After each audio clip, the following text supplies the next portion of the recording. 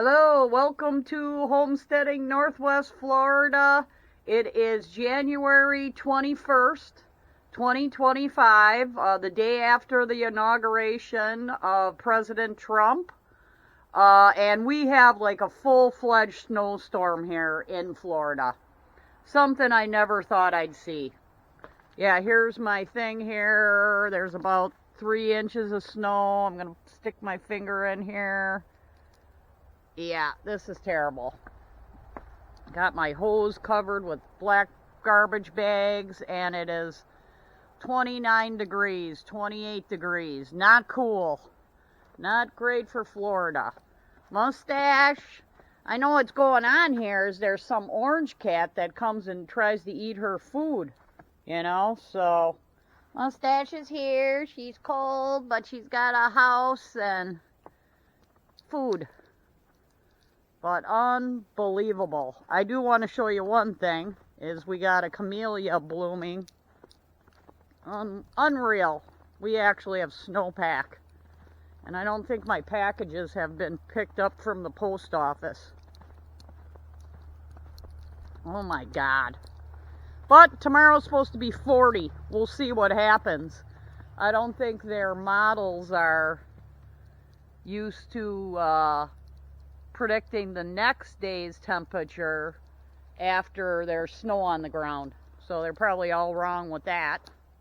But this is what they predicted, and it's terrible. Not what I moved to Florida for. No thanks. And, yeah, not much to see except for snow. Full-fledged snow. 29 degrees. Terrible, terrible, terrible. Yeah, Mustache, I'll get to you. Cat doesn't know what to do. But right in this area, there's not too much snow where Mustache hangs out. But burning wood like crazy. And I actually found a snapped over oak tree that we're working on now. It's going to be firewood. We split it with a chisel, but this was a snapped over tree that was nice and seasoned, actually. And it was from that tornado, May 10th, 2024. So a whole tree top got snapped off. There was about 10 feet left. There's probably about 30, 35 feet of the other.